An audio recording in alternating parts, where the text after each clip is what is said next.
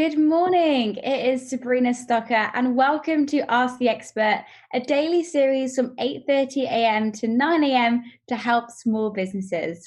Any questions in the comments today, or please use the hashtag QBATE on Twitter. If you need any more advice, join the official Intuit QuickBooks SMB community group on Facebook. Accountants and business experts on hand 24/7. Now, during today's live session, we will also be having a poll. Please get interactive. That's what makes it really fun for me and really fun for you. So do engage with it, and I will reveal the results at the end. So like I said, good morning. My name is Sabrina Stocker. I was on the Apprentice show a couple of years ago. Seems so long ago now, and I reached the final five pitching my tennis company to Sir Lord Sugar. And since then, I'm currently juggling four companies, which have been amazing and a lot of fun. And in today's session, we're going to really be talking about how to utilize your personal brand in order to elevate yourself to the next level. So a little bit about my background. I started running my first company when I was 14. As many other entrepreneurs, I started with a sweets company. And when I was 15, I worked for my boss, and I loved working, but I earned about, back in the day, £4 or £5 an hour. And I made him £8,000 in 5 days, and I got paid £150. So this frustration got me driven to expand my own business. And when I started my tennis company, it's a really funny story actually, but I didn't know at that time that you could go to the shop and buy trophies and medals. So I literally took my own trophies and medals, gave them to the kids, and 3 years down the line, we have a team of 42 staff, 400 to 500 events a year normally. We've grown our mailing list to 3,000. We've had over 4,000 clients, and it's been a massive success. And now I'm running a PR company called 2, PR, getting entrepreneurs, CEOs, and founders in the press. So loads and loads going on about my side, but this morning it's all about you and seeing how we can best help. Now, like I said a minute ago, please feel as interactive as you can. Drop loads of questions. I will do my best to answer as many as I can. And of course, join in the poll as well.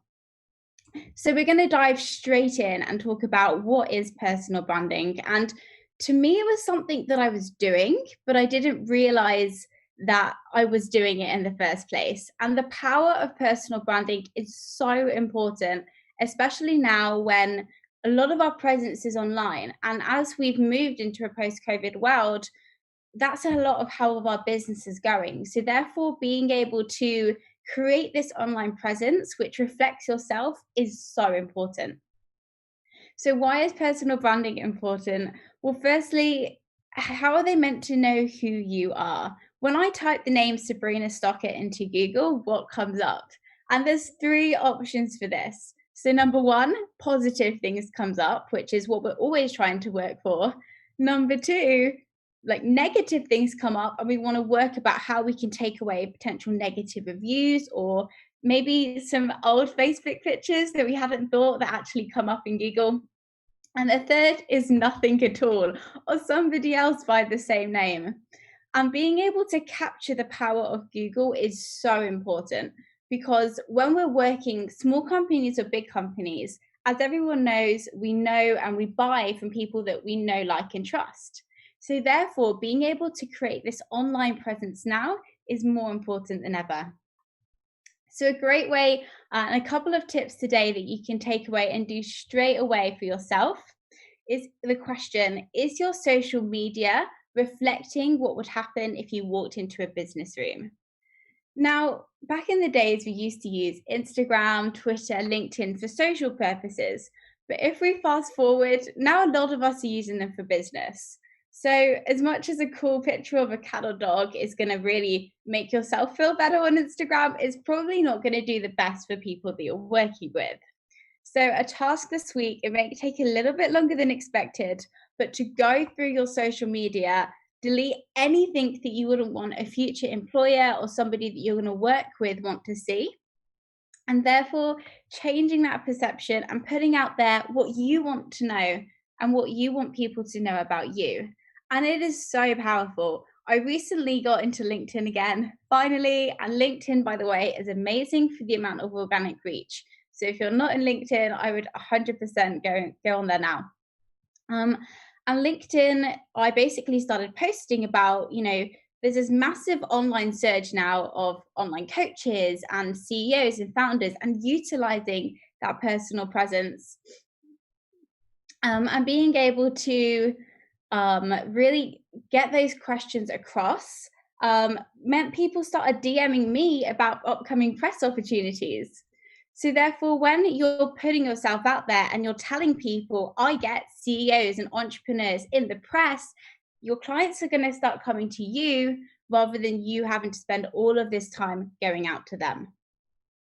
Now, a second kind of diverse tactic I want to think about here is, how do you diversify your business towards what's going on at the moment? And what I mean by that is, what makes your company special?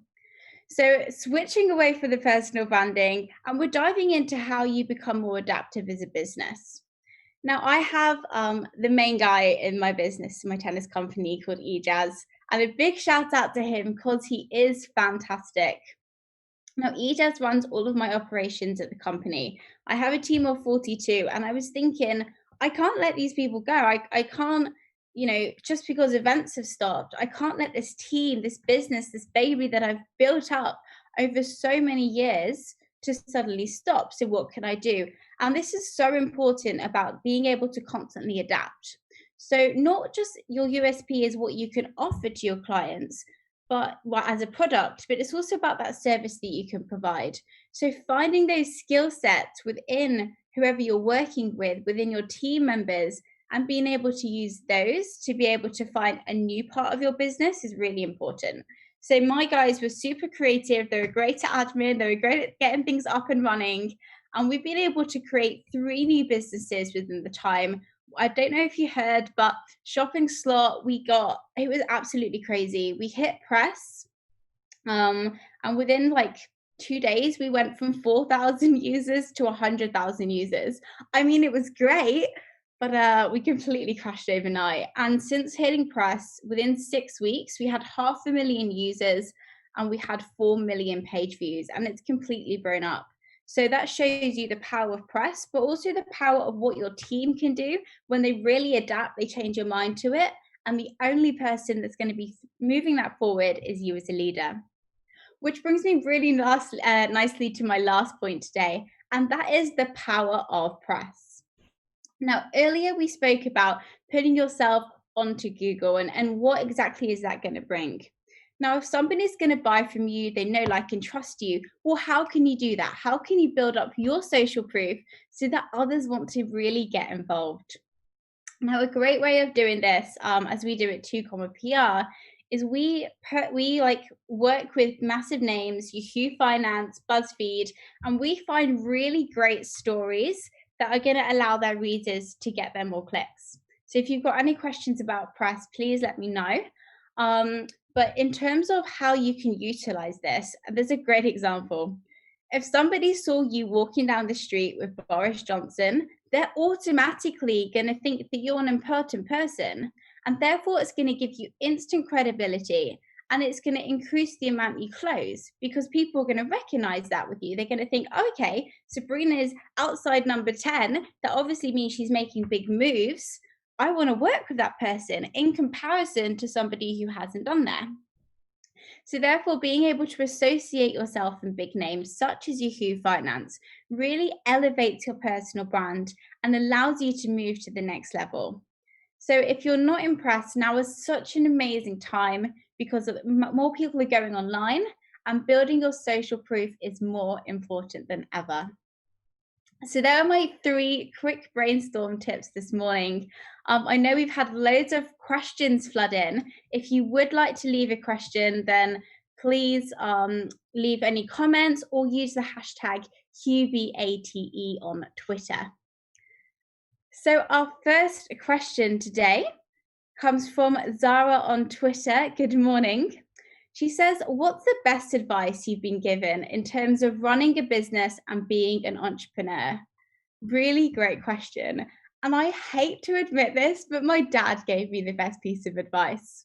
And that is to think big. And if you think you're thinking big, think bigger. If you want to grow a 7 or 8 figure business, then you've got to think huge. You've got to be huge within your niche. So, for example, with my tennis company, I was the biggest player within the UK for children between the age of 8 to 10. However, even trying to hit the market I did, there was still a cap of 10,000 players, which means if I rewound 3 years ago, I knew I was creating a 6 figure business, but the tennis company would have never made 7 figures. So, if you were wanting to scale and really create a massive empire, then you need to make sure that you've got a big enough niche market. Really great question. So I have one from Luna from Instagram DMs. Good morning, Luna. Here we go. Hi, Sabrina. What was it like being on The Apprentice and meeting Lord Sugar? Oh my goodness, The Apprentice was amazing. I was such an Apprentice fan, which was one of the biggest reasons why I joined. And Lord Sugar and me really got on well. He's like a cuddly tennis bear. I'm sure he wouldn't appreciate me saying that.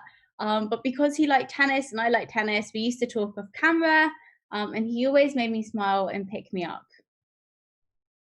I have one from Mila Rose from Twitter DMs. Good morning, Mila Rose.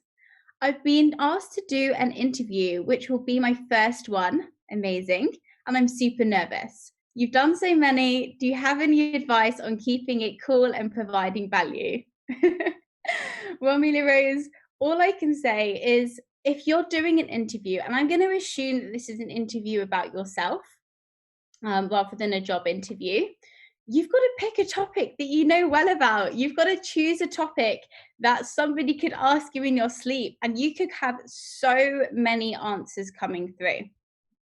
So when I talk about topics, let's say this morning I spoke about personal branding. And personal branding, I teach personal branding courses.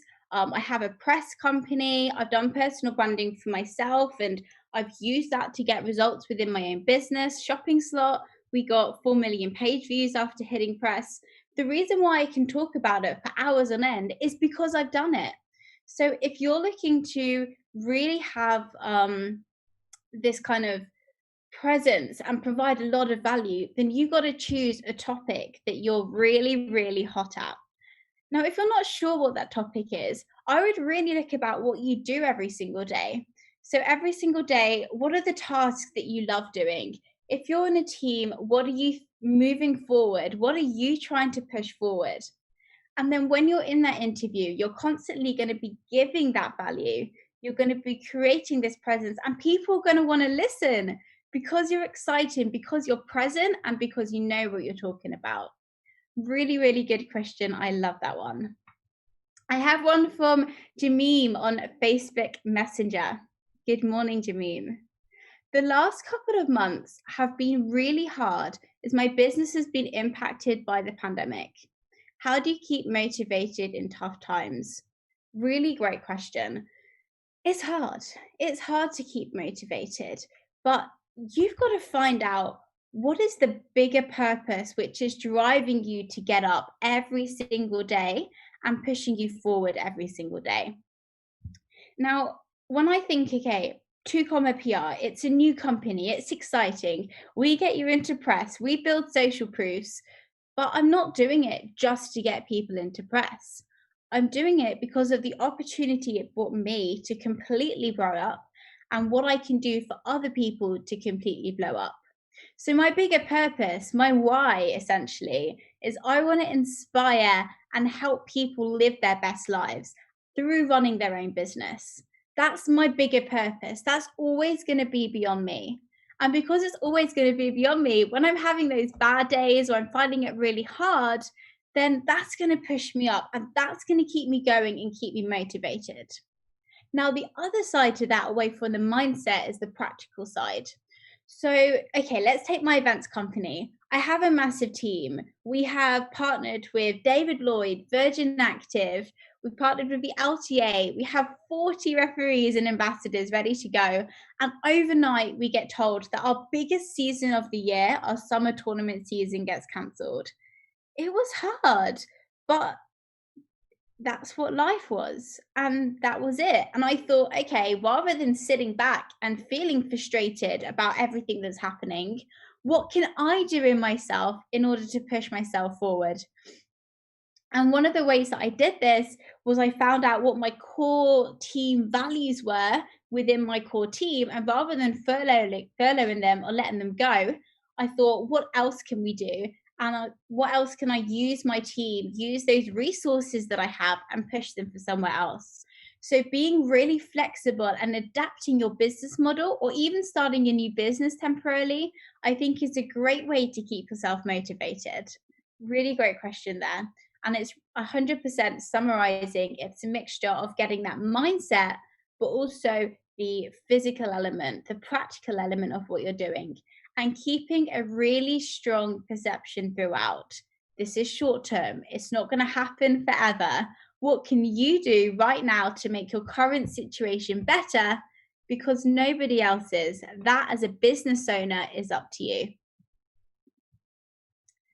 Really good questions, guys. I think you're coming up with some fantastic concepts. So I have one from Carla from Instagram DMs. What would you do differently now to go a bit further to win the Apprentice? Great question. I would have changed up my business plan. I 100% would. My business plan was a 6-figure, but not a 7-figure business. And Lord Sugar was looking for something bigger. He was looking for something that, was going to become a bit of an empire. However, I actually am quite glad that I didn't win. I love doing so many things at once. I love running this company and running this company. I think if I won, I would have had to completely just go down one line. But having so many different options now is what works best for me. So in hindsight, I'm quite grateful. Lee from Twitter DMs. Hi, do you think, hello Lee, good morning. Do you think tennis has helped you above playing in a sports team growing up? Good question. So if I rewind back to being quite young, I grew up as a tennis player. I won Queens when I was 12 years old. I played kind of like county level and I loved it. And growing up as a tennis player, I think was so instrumental to how I am now as a businesswoman. So if I think of every time you go on court, you have a different opponent, which means you have a different strategy. So you have to constantly change what you're doing and play to your strengths depending on what your competitor's doing. When you turn up to a tournament, you don't know what the weather's going to be like. So you have to constantly adapt. You have to be able to change things up and be able to change what strategy you're doing in order to do that person. You get injured. When you're injured, you get down. It's mentally so hard if you've ever gone through an injury. So that's all about how do you bring yourself up again, tell yourself not to give up, and build on that resilience that you have. And all of those different concepts within playing an individual sport has massively impacted me as a businesswoman. It's built my resilience, it's built my self-confidence, it's built my self-belief. So I'd 100%, always say having that individual sport is great. And going back to the question above playing a team sport growing up, well, I would say it's helped me build myself as an individual, but team sports are great too.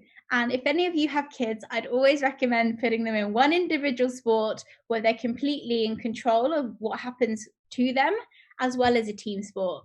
And that team sport was football. I used to play 3 times a day. I've just joined a football team again. And that really allows you to work as a team. But for me, tennis definitely brought me to that next level. Isaac from Instagram says, as a freelancer, I have to sell myself and pitch my service to different companies all the time. I find it hard to speak about myself, even though I know I'm good at what I do. Do you have any advice on how I can become better and feel more confident? Great question, Isaac. How do you feel better and more confident about selling yourself and pitching your service? Well, ultimately, that comes down to your self-confidence in yourself. I can walk into a business room and I can charge the rates that I do because I know and because I've proven to myself and to others and to previous clients that I can get them results. And therefore, I can justify having a higher ticket product. If I walked into the room and I'd never had any clients before and I'd never actually got them the results that I did, then I couldn't justify that. One of my business coaching clients, Paul, and I'm not saying that this is possible for everybody, but within 3 weeks of working with me, he made a 105K contract.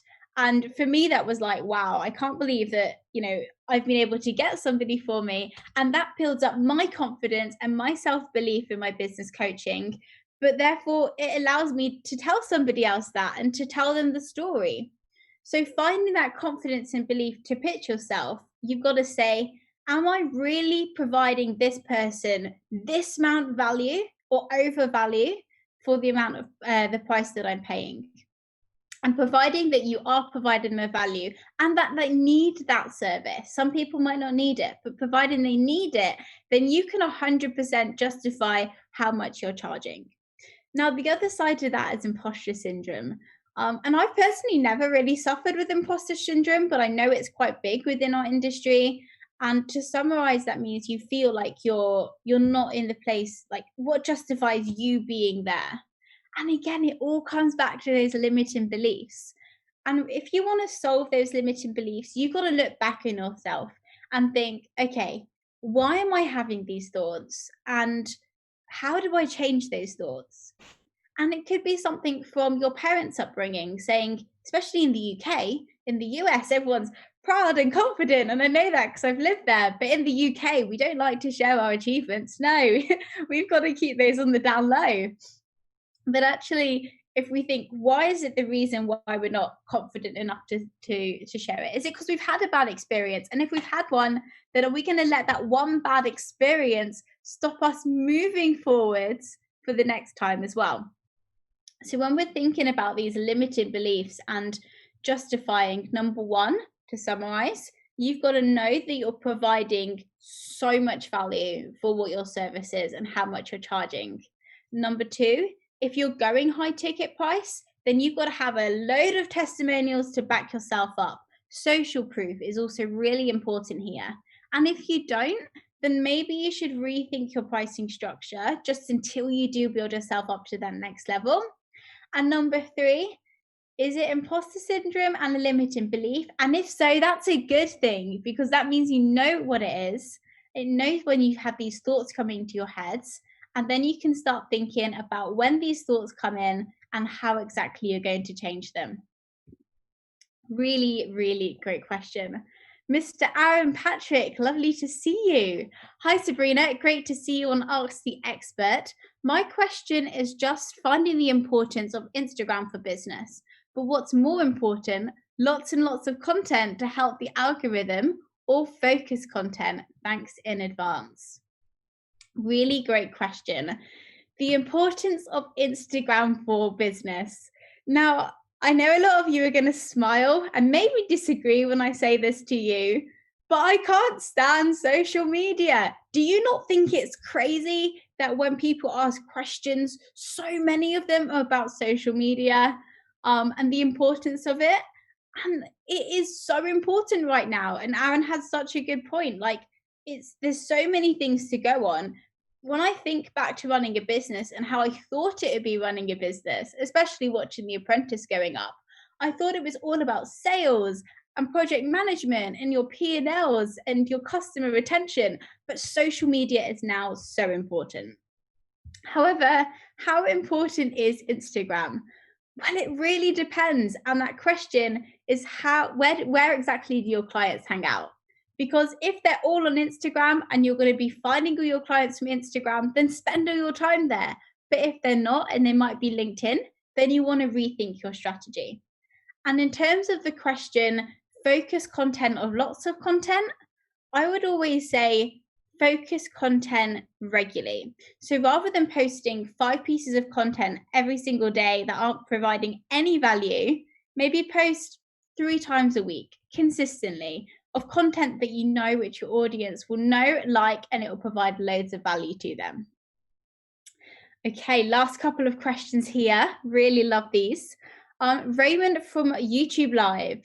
I'm working with a friend on a startup, but I feel like he is focusing too much on the branding rather than the business side. For example, the revenue, target audience. How do I help him stay on track? Great question. I had this one of my coaching clients the other day with his business partner. What you need to do is get a piece of paper, write down absolutely everything that you need to do to target that, so everyone has their own individual task, and then put a timeline on it. And that way you're going to be keeping yourself accountable, and he's going to be keeping himself accountable as well. So that's super, super important, that you're able to keep yourself on track and move yourself forward. Vicky from Instagram, last question today, Vicky. Good morning. Hey, have you got any good ideas about how I can use social media to build my personal brand? Really great question. I love ending on this question.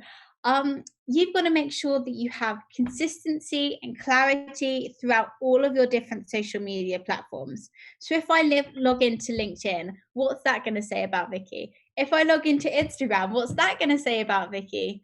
And how exactly do I push myself on all of the platforms to be able to have this really strong result? So no matter what everyone sees, it will be consistent throughout. Absolutely loved doing all of these questions with all of you. I have now some really exciting results from the polls that you have been doing. So today's question from the poll, we asked you, do you feel confident to pitch your business? 71 answered yes, and 29% asked no and said no. Oh, I love that. 71% is yes is amazing. I absolutely love that. Do you feel confident to pitch your business? Yes. Now, for anyone who said no, you've got to really think how much you love and thrive and want to do your business and what you can do to turn that no into a yes. But I absolutely love that 70% of you said yes. So that's made me very happy. And if you have any questions about sales or personal branding or pitching, then please feel free to drop me a DM on Instagram, and I will do my best to come back and help you guys out. Well, thank you so much for having me this morning. I would just like to say that for everybody who has said no in terms of that 29%, I would love you to message me the word pitch on Instagram, and I'm going to make that no into a yes. That is my promise for you. So thank you everyone this morning. I have some really exciting stuff to say before I head off. So any questions, please get in touch with QuickBooks support team on Facebook. And if you want to contact me, you can send me an Instagram. My Instagram is sabrinastocker.r, or you can find me on LinkedIn. And please just put the word QuickBooks so that I know exactly that you are on here, know what we spoke about, and I promise I will send you a reply. So coming up on Ask the Expert on Monday is Toby Milden, who is a diversity and inclusion architect and founder of Milden, a consultancy and advisory business. Toby works with businesses to re-engineer processes and systems to minimize the impact of bias and build a culture of inclusion. So that sounds really exciting. If you're there on Monday, tune in for Toby Milden. I'm reminded that if you need any more advice, join the official Intuit QuickBooks SMB community group on Facebook. Accountants and business experts are on hand 24/7. Thank you again so much for tuning in this morning. I hope you have an absolutely great weekend. Like I said, this morning's summary is all about personal branding and being able to adapt your skill set and your mindset in order to thrive with your business. It's been really great answering all of your questions. And I look forward to hearing from you. Like I said, message the word QuickBooks on DM on LinkedIn. Ask me any questions that I didn't have the opportunity to do there. And for everybody else, Ask the Expert on Monday is with Toby Milden, who is working on re-engineering systems and process, which I think is a very exciting and great topic. Thank you all for tuning in this morning, and I hope you have a great weekend.